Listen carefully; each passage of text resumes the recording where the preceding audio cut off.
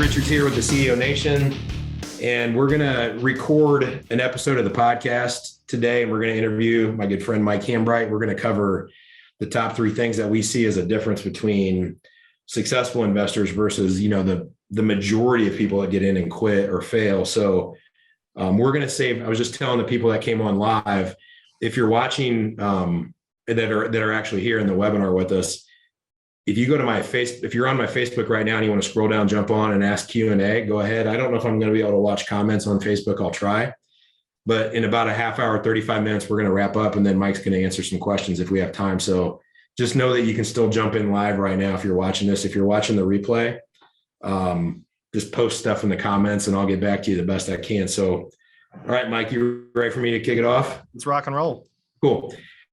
Hey guys, it's Steve Richards, and we're back with another episode of the CEO Nation. I'm excited to be joined by my good friend Mike Hambright today. Hey Mike, how you doing? I'm great, buddy. Glad to be here. Yeah, I'm excited to have you. It's been a little while since we've seen each other, so this is cool. So today we're going to talk about the top three things that we see as common traits with successful investors that sets them apart from the investors, the myriad of people, the majority of people that get in and fail or quit. And what I was thinking about before we started, Mike, was what's interesting is there's probably way more people than just the really successful and then the people that quit and fail in the middle. The real problem is the people that don't understand. They understand one of the three, or two of the three, and they have some success. And it's like, it's never where they're just bumping along down here and they could be up here. It's like they crash and burn is what I think. That's true. So we've got to have all three of these things we're going to talk about today that Mike's going to cover. So before we do that, Mike, can you just give a quick background on you and why should people even listen to you today? Well, I don't know why anybody should listen to me, but I'll tell you a little bit about my background at least. So maybe it'll give me a little bit of credibility. But I've been a real estate investor for about 14 years, I guess. And started off flipping houses. Actually did that all the way up until a few years ago, and then moved a little bit more personally into the large multifamily syndication space, although I still work closely every day, all day, with a lot of single family investors. And I still have a single family portfolio. We're still rehabbing houses all the time because they're make readies and stuff on our rentals. I got a house that just burned down a couple of weeks ago that has been sitting there for a little too long, but we got to get on it. And so still doing all the same things, just a little bit of a different twist, I guess.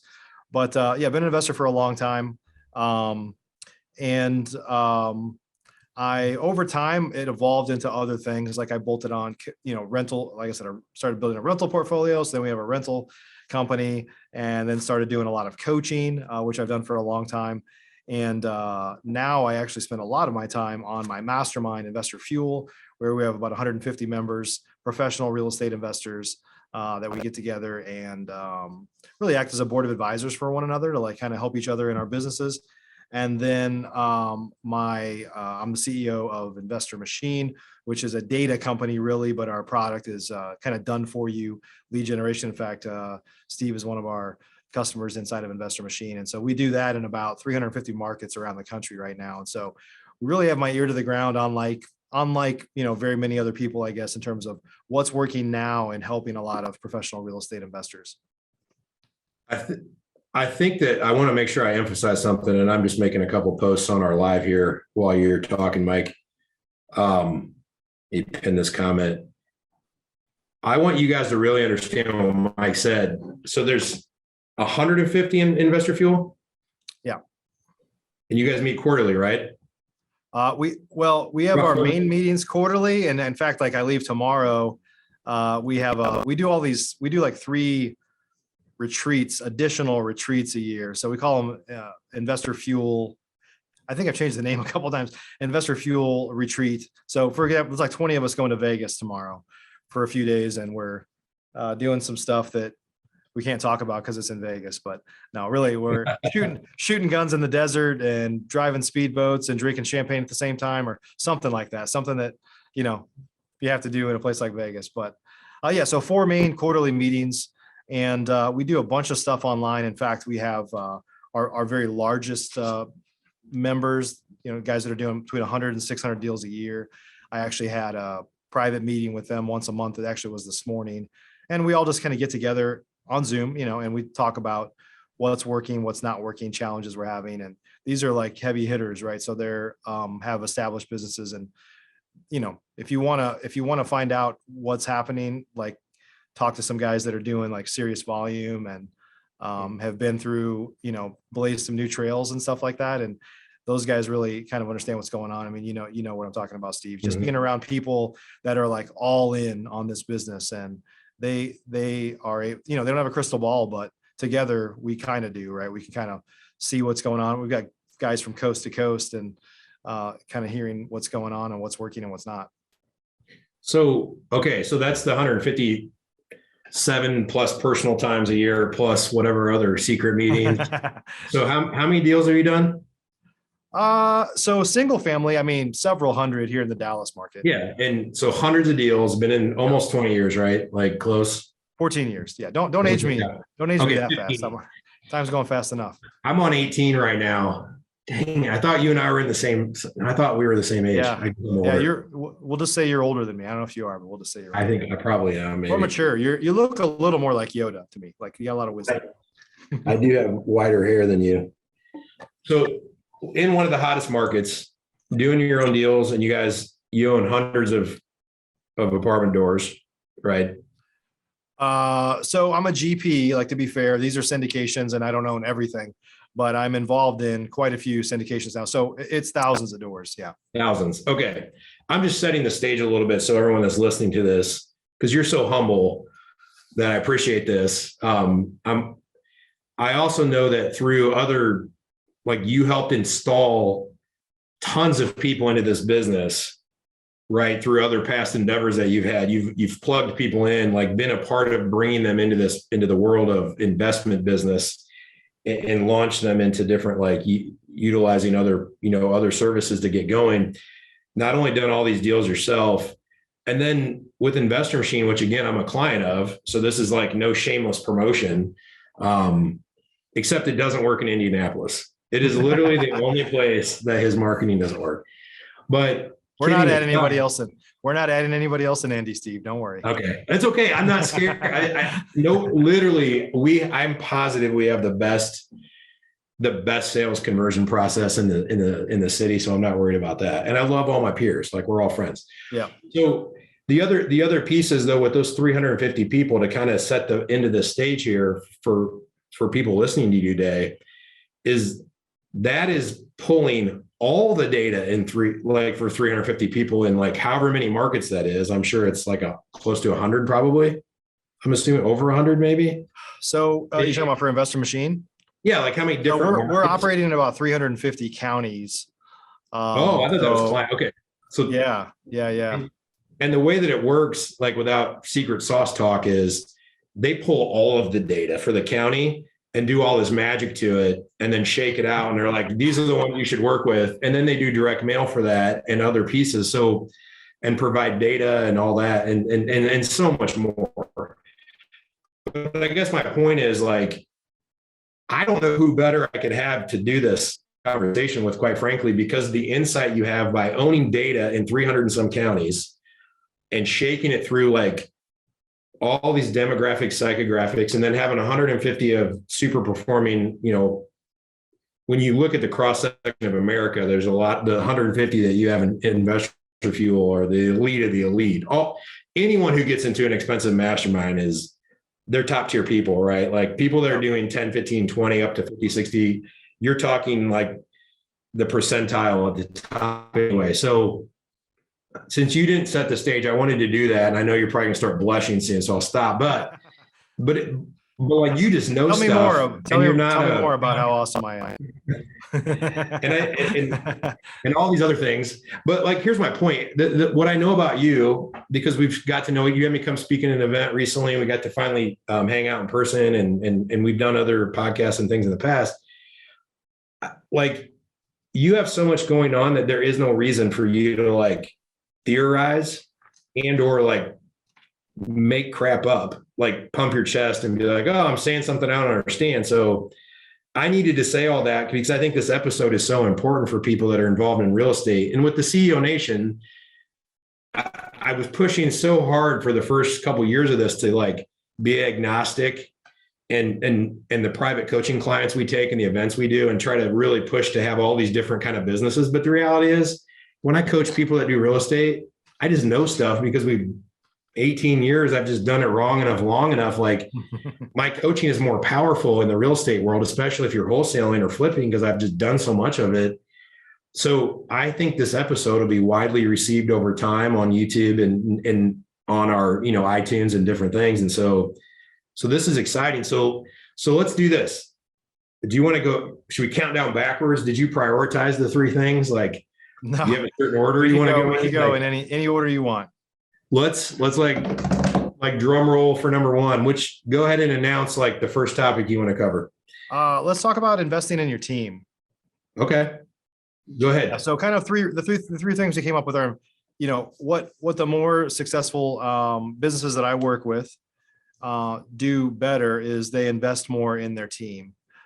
There's the three things are team, marketing and lead generation, which is critical to your business, and in yourself, right? And so, which we'll talk about a little bit more in detail. But from a team perspective, I mean, what you just said this a moment ago. Like, there's a ton of people in this business that end up having a high-paying job, right? The business might be doing really well. They might be making more money than they've ever made before, but they don't have probably the same freedoms that they got in this for in the first place. We all got in this to have more financial freedom and more time freedom. But what ends up happening, even if somebody is successful in a lot of instances, is they have kind of financial freedom and that they don't have to worry about paying the bills anymore, but they can't leave the business because the business stops when they go on vacation or somebody gets sick, God forbid, or, they want to go watch their kids' sports or whatever. The business kind of stops because they're self-employed. They're doing it all, but it's still a job. 100%. So one thing I want to add about this, a lot of you guys that are watching this probably know about the company Team Architects that we own. We've ran thousands of candidates through the personality cognition testing. And it's not just the assessment piece, it's building the perfect profile of someone to fit a position and then comparing candidates against it so that you can have this probability of winning. And so the whole existence of that company is this, like, people want to, there's a hurdle to get over investing in your team, and you avoid it like the plague. Nobody can do it like me. If you want something done right, do it yourself. I mean, there's all this like unbelievable lies that we tell ourselves, right? Yeah. And once you get over that hump, the real problem is, that is a real problem in itself, getting over that hump. But once you finally decide, like, it's just so normal, especially for a visionary, to do it wrong. Put an ad on Facebook. I'm looking for a sales killer who also is attention to detail, who also like can work full time, who also like wants to be commission only, who also like, and being hungry and humble. And that's all I care about. And I'm like, wait, no, I thought you just needed all these and then they hire their sister's, boyfriend's cousin to come work for them or whatever. And they can't figure out why it didn't work. And so I just wanted to add to what you said. I agree with what you said, Mike, that literally with a team is the only way to scale. Yeah. You agree with that? There is. I do. And these things, like you said, these things all fit together, but the only way, like, the problem is that a lot of us that are real estate investors started really scrappy. Like, we're trying to buy houses at a deep discount. We're trying to find investor-friendly contractors that'll do the work for some mysteriously low price. We're trying to find discounted materials. Like, we're doing everything on the cheap. And then the problem is, as you start to grow, well, there's really two things that happen. One is we start to forget about the value of our opportunity cost of our time. Like, how much is my time worth to be doing some bullshit job that's like a $10 an hour job? I'm driving all the way across town to remove a lockbox that, when we used to do that. And like early on, we're going to get a lockbox, we're going $15. I'm like, we would just start telling the realtor, just here's the combo to take it off, throw it in the trash. Like, it's not worth our time to go do that. Right. And so, but we just started with humble beginnings and being scrappy. And the problem is that it'll get in the way as you're trying to grow. Like, if you don't get out of that area where you're not willing to invest because you're just like, I'll just do it. Then your business can't scale without you. You will be the bottleneck and you're in the way. And the truth is like you said, like, a lot of us are scrappy and we figured stuff out, but we're not necessarily the best person to do most roles. Like, there's nobody that is a great salesperson and also really good at the administrative side of the business. I mean, it's two totally different skill sets. although a lot of people do it, but you can't scale that way. Well, even if you found that and you grew, you would run out of time to do both jobs. It doesn't, No doubt. that doesn't exist, but if it No did, doubt. there's still an issue with like, you just don't have time to do everything. And so I'm going to kind of, as we go through each one of these three, I want to wrap one idea at the end of this for people that are thinking about this. So just understand this concept of there is no scale without team. There's really no growing without a team, but growing and scaling are two different things. Scaling is impossible without a team. That's when you have a parabola growth, but it comes where you work less and make more at the same time. Right. Scale always is where you're doing less. There is no scale. You're just growing if you're doing more and making more. And that's not usually what a business owner wants. But I want to say this, the holy grail of this is for you guys to figure out who and when and how to hire. So that's why we created that team architects company, because it's just colossally like messed up. But if you hire the exact right person for your business at the wrong time, that might be worse than hiring the wrong person at the right time. Because even the wrong person at the right time halfway screws the job up, but they're doing it. Versus like you just bring on like a dispositions manager when you don't have acquisitions sewn up and you spend all this time pouring into them and there's no deals to sell. You know, right? Like those wrong hires. And so when you need to be focused on systems that will help you know who, when, and how to do it. And then I just wanted to add this piece, and before we close up this first one, Mike, I want to see if you agree with this. I think an administrative person needs to be hitting your bottom line like at least 2, if not 3, maybe 4x. So if I'm spending 30 grand on an assistant, I better see $100,000 bottom line hit because it freed up my time to do a few more deals. And on sales, which is like transaction coordinating, I call administrative, but they're probably more like a 5x. And on sales, I'm looking for 5 to 10x. If I got in wholesaling, if I got a guy that can bring on 100 grand of assignment or double close fees, I'm probably going to pay that guy around 100, 150 grand. So I'm looking for an 8 to 10x on that guy. Do you agree with roughly with those? I mean, I definitely think, and I had this conversation with one of our guys today that's like thinking about bringing on a COO, and he's like dragging his feet at the cost, even though this guy's a heavy hitter. And I just said, and I'm not perfect at these things. I mean, I talk to a lot of people about it, and I struggle with some of the same things because of where I came from too.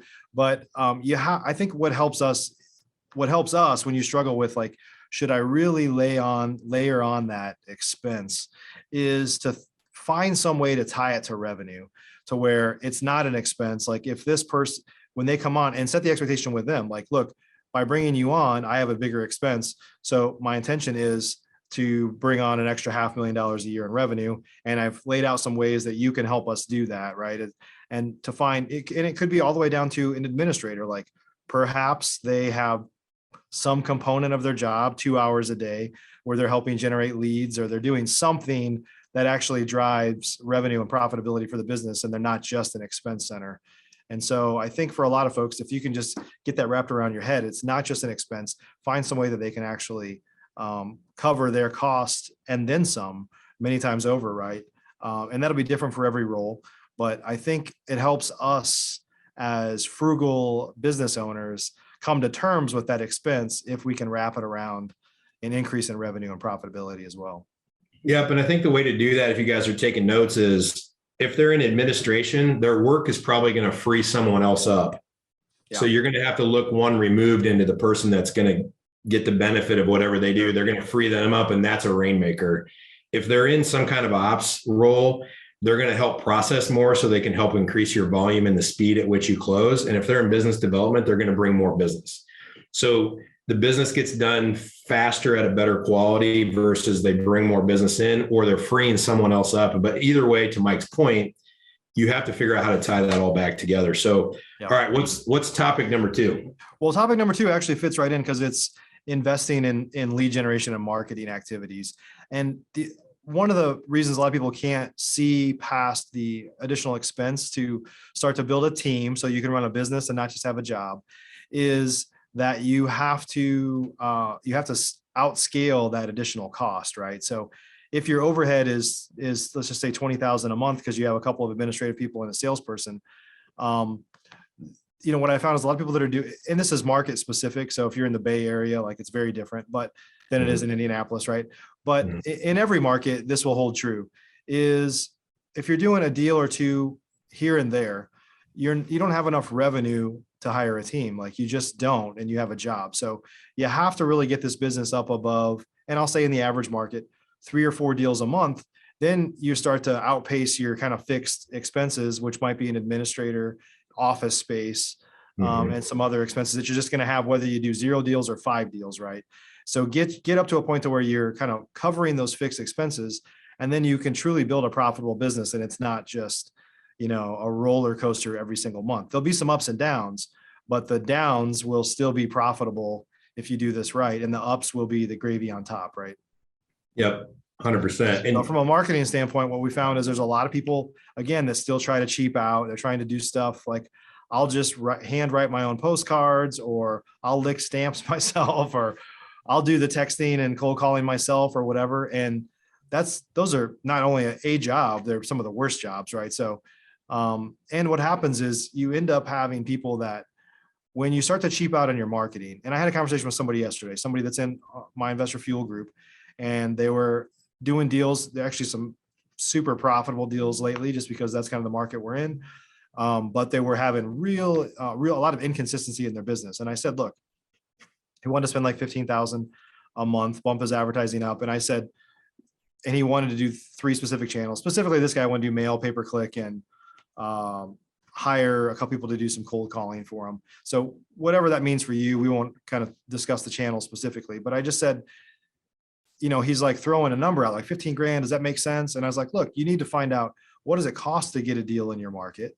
And if from mail, it costs $5,000 to get a deal and you make 30 or 40 on it or whatever, it's like, commit to that 5,000 every month, whatever it costs to get a deal. Maybe it's 8,000. It depends on the market you're in, but whatever that is, do it like clockwork, and don't get like a month or 2 into it and say, this didn't work, I'm going to stop, because that's the kiss of death for your business. I mean, that's just, I like to say that failure is not failure unless you quit. Like, don't stop. And I'm not saying don't tweak it, but don't stop.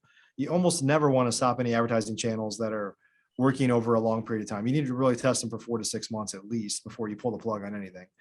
But I just, the point is figure out what it costs in that channel. And if it's going to cost you 5 or 6 grand on pay-per-click, then make sure you spend that like clockwork. It just needs to be like riding a bike. It's just like 1, 2, 1, 2, 1, 2. Just have that going on 24/7, 365 days a year, and forget about it. And don't question it every single month as to, maybe I should shift. Maybe I should go pull a totally different list I've never done before. Maybe we should pull back on cold calling and start texting. And like, a lot of real estate investors are attracted to shiny objects, or we're just like spastic with like changing direction, like a cat trying to get into another room like every month. And it's like, that's doesn't work for your business. You need to be consistent and just operate like clockwork. Yeah, 100%. Or hire somebody that is that way.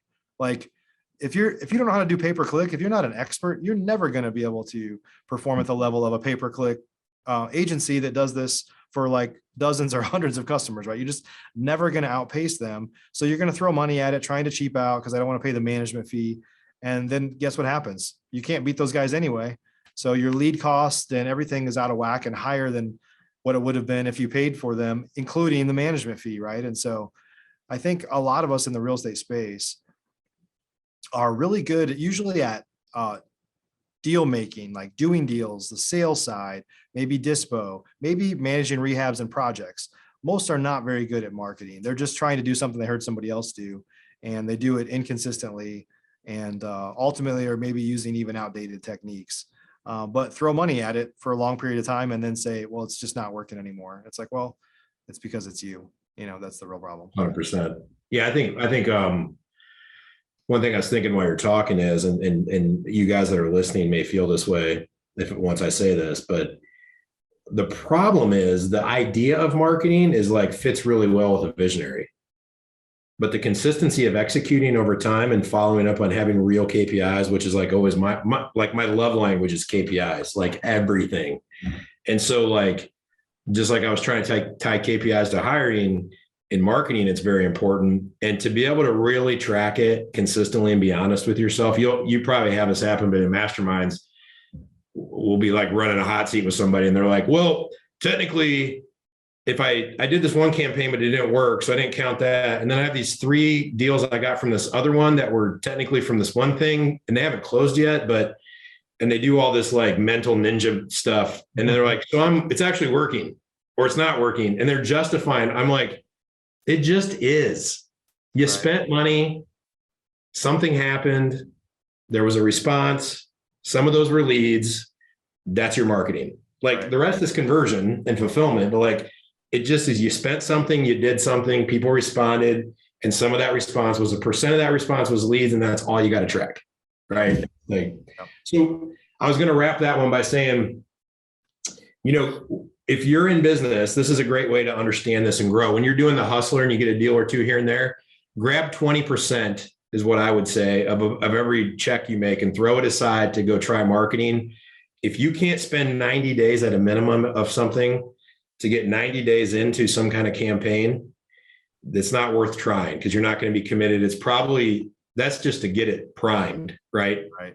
And it's 6 months, like Mike said, of committed effort to get any reasonable numbers. And it's a year before you'll really see something, where you can have some good, consistent numbers. And so if you're doing that, think about this, 20% is 1/5, right? Is 1/5. So I'm looking for a 5-to-1 return. So if I can throw 20% and over time, I never have to spend more. And out of every, $10,000 that comes in, a fifth of that money, $2,000 can go out, or every 20 grand that comes in, I spend 4,000. Just think of it in terms of that. And anything more than that is really good. Like when you get to 6, 7, 8, when you get to 9, 10, like you're probably doing some ninja stuff, or you're just good at follow-up, because what you're doing is taking a bunch of the leads you missed over the last 3 to 6 months and you're getting a deal or two closed, bringing incremental income. But if you're doing something and you're getting a 2 to 3 back, like every dollar I put into marketing, I get a couple back. You're like the most profitable businesses I see, Mike. I don't know what you think. The way that we try to coach folks is that about 50% of your money coming in should go to expenses. That means if you're only getting 2 back for every dollar you spend, you're breaking even. Right. So you're working for free. So if I'm not getting 3-to-1, first of all, it takes 90 days to 6 months to even know if I'm getting something, in a year probably to know what my real return is. But I just wanted to give you guys that math. Do you agree with that math, Mike?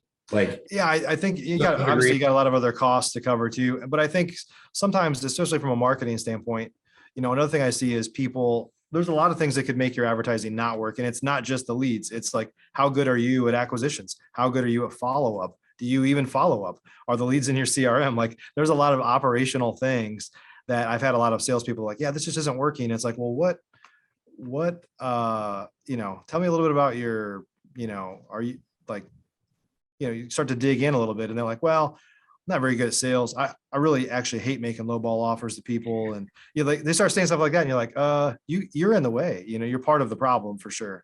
Yeah. And so back to the team part is like, you have to realize and be true to yourself. If you're not the best person for that role, even if you believe you're not the best, if you believe you are, it's debatable whether that's true or not. Right. But if you even say you're not, then you're clearly not. And so you're costing your company and your family money ultimately if you're sitting in the wrong seat. But back, one thing I'll say on the lead gen part is, and this is why we built the Investor Machine, is we have a unique approach. You talked about that a little bit, to how we use data. We do some stuff that's a little ninja that nobody else is really doing. It's very, very hard to do. The other thing is we just do it like clockwork. Like the first of the month, the mail goes out. Every week we drop it just like clockwork, because that's how the business should run. And it's rare that people can actually do that for themselves. But the other thing I'll say is, if you have a really high return, like you're getting a 8x return or higher, you should spend more money. Like that's a sign, like spend more money. Now, what will happen is you'll hit this point of diminishing returns where your kind of return on your ad spend will go down, but that doesn't mean you should stop. You just keep doing it until you get to a tolerable level of where you're still getting a good return. But there's no brag. You can't put like 12x in the bank. Like the return you get on your investment is a percentage. Like that's not currency, right? But it doesn't mean if you're getting a 4x return, like Steve said, 4 or 5x return, that's a decent return that you should stop when you hit there. If you're getting a massive return, like just keep spending until that return starts to diminish to a point where you're uncomfortable, and then stay there, right? Kind of find that home, if you will. Yeah. If you're trying to grow, If you're trying to grow, assuming, the assumption is you're trying to grow your business. yeah, like if you are happy with what you're doing, like I see this too, where some people are like, I got to scale. And I'm like, why? You like slinging deals at your job. You like your job. And like, I'm always like, sometimes I'm baffled. Every once in a while I get that random person that's just so good at it and they like it. And we're like, why are you hiring? They're like, because that's what everybody does. And we're like, yeah. The assumption is that if you want to grow, and the real kind of avatar that I was talking to there is the person that sees that they get a really high return on their investment, but they're only advertising enough to do like one deal a month. And then they start to advertise more and they're like, oh, it's not working as well as it used to. And it's like, well, the more you spend, the more your return is going to go down. That's just how it works. But that doesn't mean that's a bad thing necessarily. Yeah. And the reason I brought that up is about that you're wanting to grow is because I'm assuming that anyone listening to this was listening to it because they want to be more successful than they have been and they're trying to learn something. And a little bit when I just geeked out on 20% fifth, blah, blah, blah, I started throwing that out. It's because I'm speaking to the people that are ready to hear this, right? Like if that stuff was like, oh, that was cool. I didn't hear what he said. If that was resonating and you're trying to keep up with it, or it made total sense to you, like, then you need to really be investing in all these things we're talking about. So a great segue into the last one is we talked about, we're almost doing these in reverse. And so like to scale, we've got team. But to feed the team, we got to understand marketing, because in the beginning, when you hustle, you can get a few things going, but you can't jump straight to the team. Not only are you not ready because you don't understand your business well enough to hire and train and understand KPIs, but when you get a few deals, like the first thing you want to do is more of that. So learning to invest in marketing precedes learning to invest in a team.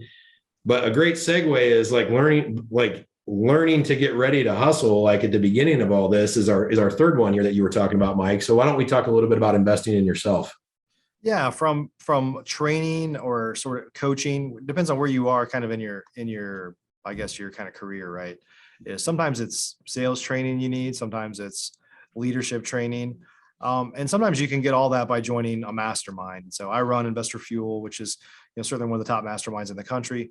And we just really act as a board of advisors for one another, where we can compare notes. And our specifically is very, very low ego, even though we have some amazing people in the group. And I told you I had a meeting this morning with some of our very largest businesses, and it came up over and over again. Like people that were pivoting or they were doing something different, and they just like, I really appreciate having this community to rely on, because I've been comparing notes. They're talking to each other outside of our meetings and, even traveling together and things like that. But a lot of these guys really have somebody that they can pick up a phone and talk to, and even share stuff that might embarrass them. But that's how you grow, is you kind of admit that you have a problem and you kind of admit what's wrong. And if you kind of thump your chest and just act like, no, we're amazing, but behind the scenes, you're really not, then you're only fooling yourself, right? So just an opportunity to get around people that are like-minded, because a lot of us as real estate investors, we can't talk to our neighbors or our high school or college roommates or friends, because, if they're not in the same business, they don't get it. You look like a two-headed alien to them, and stuff that you just want to talk about, like in your business or your life that's going on, sometimes to them will seem like you're bragging, but it's like, I'm not bragging. I just want to talk about my life, Yeah. And, so getting around people that are like you, that we can share who we really are, what we're really thinking about, challenges that we're really having, what's working well, because we want to share with people around us because they've shared so much with us that helped us, is an amazing thing. And so, now a lot of those types of coaching programs that we've talked about, or certainly masterminds, are not cheap. Like, they're not cheap, right? But at the end of the day, they're probably like the average profit of one deal for a real estate investor or less, depending on what market you're in. And so the value is insane, as long as you take advantage of it and you get value out of it. I mean, you have to put into it what you want to get out of it, right?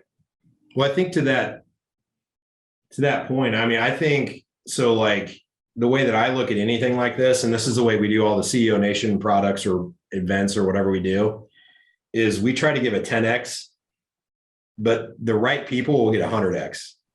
I mean, literally, I've had a $100,000 a year coach before, and that like was worth millions of dollars several years ago when I did that, because I had learned some things and rebuilt some businesses. And that was ultimately what led me to open multiple businesses. And like, I honestly, I'd have to wait on my deathbed, I guess, to try to quantitate it backwards. Like, I don't even know how I would quantitate all that. But when I look at it, I think, to your point, like if someone's going to drop a certain amount of money on any training or coaching, if you're watching this and you're thinking about doing anybody's stuff, if you don't think you can get 10 times back what you put into it, you should probably not be doing it, is one thing.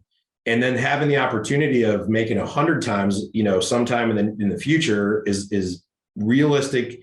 And the other thing I think is that, I don't know what you think, Mike, like everyone thinks this is a sales pitch. This is the God's honest truth. Every time I've invested in the most important things I've ever done, I've literally questioned whether or not I should be doing it, or I didn't have them, or I really wanted to do it and I didn't have the money.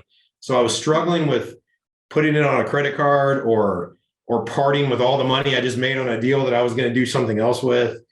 But when it's an expense and you're spending your last money or putting money on a credit card, you should be worried, because an expense is just like you spend it and whatever is gone. But an investment, only if you're looking at a 10 to 100x return. And then I'm thinking to myself, like, now I'm making an investment. So can I give this money away? And how long is it going to take me to get that money back? I mean, do you feel the same way when someone's considering a mastermind like that or coaching? I do. And I'll be honest, I just joined a mastermind outside of the real estate space. So, I mean, I always invest a lot in education and networking and things like that. And I always have. So I kind of eat my own dog food, right? But there's one that I joined that honestly was like pretty expensive, like the most expensive one that I've ever been in. And it just took a little while for me to kind of come to terms with it. And I was like, well, what do I have to get out of it for this to make sense? And for me, I operate at a fairly high level in my businesses, and what I can learn in other areas, I can help the people that are in my groups and stuff with. And I realized the hurdle for me to add to kind of, basically get way more value than what I'm paying is actually pretty low. And I know for a lot of us in the real estate space, it doesn't take much. I mean, there's guys in my group that have told me, like, there's a guy, I won't say any names here, but that, joined our group and he had never done more than 30 deals in a year. And now he's doing 30 plus deals a month. Right. And again, it wasn't me, I'm the leader of the group, but it wasn't me. It was really just getting in the room and being able to sit next to the person that's crushing it with SMS, and then getting to sit next to the person that's crushing it with cold calling, and just learn, like, how are you doing this? What's the vendor you used? People connecting each other with those, and just kind of seeing what's possible, because I'm not trying to take anything away from anybody that's in my mastermind. We have amazing people there. But I think most people would say, like, if that guy can do it, I can do it. Right. And the same thing for me. Like, I've just worked really hard to get where I'm at. I don't have any magical powers or anything. And I think just getting around people that operate at a high level, it's not that they have some special skill that you can't get. It's just the mindset that it can be done in the first place. And a lot of times you get that mindset right just from being around other people that have done it. Right. Yeah. And so I think that's a good, so let's start to ramp down. And then and what we're going to do, guys, is I'm going to kill, for all of you listening to this podcast, you're not going to get the benefit of being here live, but if Mike has a few minutes when we wrap this down to answer some questions, if you're on Zoom with us, dump them in the Q&A if you've got any. But I want to say this, and then I'll give you a chance to put some closing remarks out there. I think in general, people should hear this maybe to help kind of summarize things. There's this iteration in business that I've noticed personally, or I've seen people go through, where the three things that we talked about isn't unique to real estate. Although we said this is like why real estate investors. So you invest in yourself.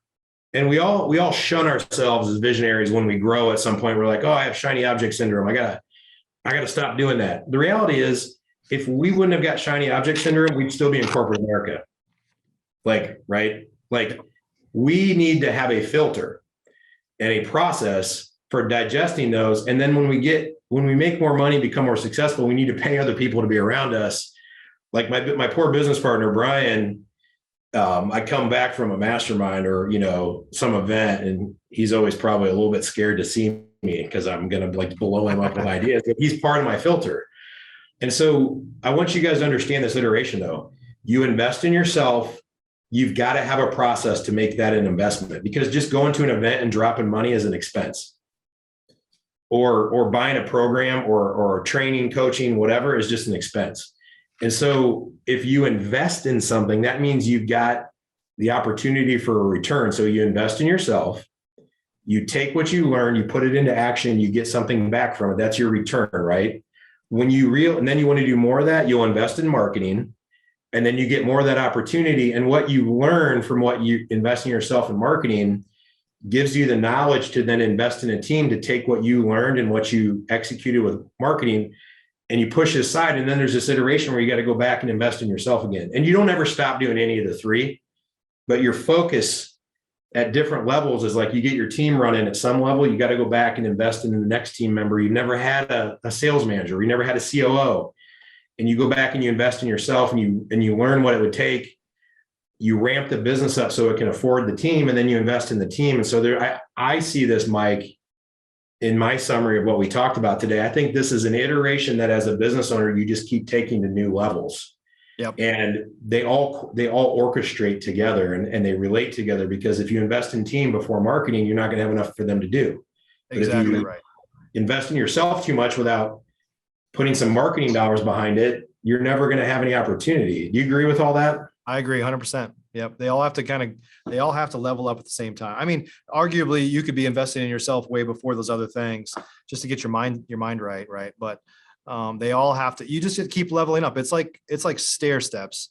The business is like stair steps. You start here to get to the next level. You figure out, what do you have to do? What do I have to do from a marketing standpoint? How do I get my mind right? What do I have to do from a team standpoint to get to that next step? And then you get there and you start thinking about, how do I get to the next step? It's just like one step at a time. You don't, a lot of folks see people that have been in this business for a long time. And part of it is, I kind of call it the Amazon effect. Like we all want to push a button and get something tomorrow, right? We all want to take a pill and lose 50 pounds like next week. And the problem is that's made us weak in a lot of ways. It's like, you just have to consistently do the work over time. And the people that are the best at this have done exactly that. And I've known people that have seen real fast success, and they don't have that foundation, whether it's their mindset, they've got a team and they hired their sister's boyfriend's uncle or whatever. And they've the foundation is fragile. Right. And so I've seen people go up real fast and come down real fast. And you kind of know it's going to happen before it even happens, because you kind of know how they got there. And so if you grow over time, you have these failures, you have these lessons, right? These failures are stepping stones towards your future success. And so you have to get comfortable with failing. But I'm not saying that you should take 20 years to reach your maximum, but you shouldn't do it in a year either. Like you gotta take these stairs one step at a time. Yep. I think it's like investing in yourself, and then you learn by these other ones, but you're kind of building the vehicle, and then you invest in marketing is like putting gas in it. And you get it going, and then you're going to invest in someone else to come in and kind of drive it or take care of it, wash it at night, put gas in it, and drive it and push the pedals. And then you go back over here and you improve the vehicle, upgrade or whatever. But do you have, so I want to do this. I want to wrap because I want to keep you on time. So I know you got a lot going on. So before we do a few questions after this to kind of close things out, do you have any closing remarks, and how can people follow you, get a hold of you? Like how can we do that? Yeah. I think I'll just kind of leave on the last point is like, this has been a great business for me. I know it's been a good business for you, Steve. And I think that I truthfully, I have some affirmations that I tell myself every morning. And one of them is that I believe it's my job to help people achieve financial freedom. And I think that's just by sharing stories and by connecting people and doing all these things that'll help make us stronger. And so I would ask people that are listening to this to make sure that you're investing in yourself. Some of the things we talked about here today, investing in obviously your marketing, your team, but just understand that success happens over a long period of time. Don't give up basically, because it's real easy to give up on stuff these days. I mean, truthfully, if I'm being real honest, I know you agree with me, Steve, is that a lot of people in America these days are victims, and the first sign of failure, or they'll say, well, this just doesn't work, and give up. But the people that really put your head down, dredge through the problems, take a failure as a learning experience and a stepping stone to the next thing, that's what will make you resilient. And you'll get to a point to where, And I've said this before for myself, and I'm not saying this from a place of ego. Like I could lose everything tomorrow and I'll be back in a year. Just, I have so much confidence in myself and my ability and my knowledge I picked up over time to bounce back on things, that I'll be back bigger and better in a much shorter period of time than it took me the first time. And those skills and those things that you learn by failing and by doing things wrong, honestly, is something that nobody could ever take away from you. Yeah, 100%. I completely agree with you. And I don't want any of my team or business partners that are watching this to take this the wrong way, but if I had to start over, which I absolutely don't want to do, I actually, not only would I do it faster the next time, but I would do it better.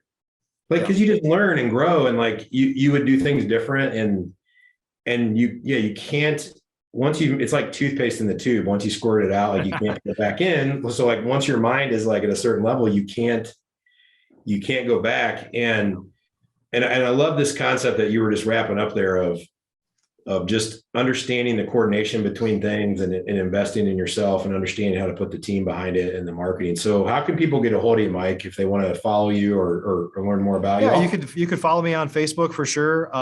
We do have, I think Steve might be able to share a couple links here as well. But if you're interested in the Investor Machine is our data company and lead gen agency, which we're working with, I mean, honestly, hundreds of the top real estate investors across the country. You could go to theinvestormachine.com and schedule a call with us. You'll see a button that says schedule a call, or I think we have a 15-minute video you can watch. You can use Steve's link. And if you don't happen to use his link, just make sure you let us know when you schedule a call that you're friends with Steve, because we'll take good care of you, I promise. And same thing for Investor Fuel. If you're interested in our mastermind and learning more about Investor Fuel, our next meeting's coming up here pretty quickly in about 7 weeks now. And you can go to investorfuel.com to learn more and schedule a call with us there. Definitely make sure you let us know that you came from Steve. Steve's a good friend, and we'll make sure we take care of you. Those are the primary ways, though. Cool, man. I appreciate that. I'll post links for you guys, and Mike's a great follow on Facebook. Dude, I don't know where you find time to post on Facebook so much, by the way. I've got a system down. I do it every morning right before I work out. I take like 10 minutes and I write something. I just had to get that process down. Otherwise life, today is like back-to-back meetings for like 7 hours or whatever. And that's what happens with all of us, right? As we get stuck in the day-to-day, but I build a little process, and it's like everything. I build a system around what are the types of things, like what are my pillars of content that I focus on. And for me, it's around lead generation. It's around surrounding yourself with the right people. And it's around building a life that provides, passive or residual income so you can have freedom. And those are some of my main pillars. And so everything I write about falls under one of those pillars. And so it helped me I could write about anything, or I could post about anything, to saying, nope, it has to fit in this box. And it simplified it for me, actually. I love it. All right, guys. So one of the common themes today, we talk about this a lot and I think this is an appropriate episode to bring it up. On our theceonation.com site, there's a KPI guide. If you guys, it's like a 25-minute, it's free. It's a video with homework and downloads to help you guys understand KPIs, because quite frankly, all the return on investment in your own self and your marketing and your people, like all that comes from understanding your business, which is just KPIs using math to get a look into your business. So if you guys want to check that out, I'd love to have you do that. We have our Facebook group that we'll pump this into as well, but this is on my personal feed. So if you're catching it again live right now and you want to go back and you can do that. So Mike, I appreciate having you. Thanks for coming on. Thanks for having me, buddy. Yeah, this has been awesome. So this is the end of the CEO Nation podcast here. And I think you got like 3 or 4 minutes, Mike. I do. I know you probably back. I have a meeting in 4 minutes. So I do have 4 minutes. Yeah. Let's see. I currently don't see questions in here. So we've just mesmerized everybody. Does anybody have a question for Mike? I'll give you guys like 30 seconds to pop something, and I'll look at Facebook real quick to see if anybody posted anything, but later everyone's going to be like, damn it. Like I should have asked him this. All right. If anybody's watching this recording afterwards, and if you don't have any questions now, just hit me up on Facebook. Preferably just post it on my wall, like ask a question, and be happy to kind of respond right there. And a lot of times if you're asking a question, other people have that question too, and they didn't ask it. So love to get some questions. Yeah, cool. Well, what we'll do is I'll tag you if somebody asks in the post later in this, or if they hit you up directly. Mike, thanks for coming on. Sounds I'll let good. you get to your next meeting, give you time to hit the bathroom. Sounds Maybe. good. Appreciate it, All right, Steve. take Everybody, care. thanks for watching. We'll see you. See you guys. Take care, everybody. Bye. We hope you've enjoyed this episode of the CEO Nation. Be sure to give us a rating, leave a review, and subscribe on iTunes. And to connect with Steve and learn more about this movement, visit theceonation.com. Until next time, take care, be safe, and live free.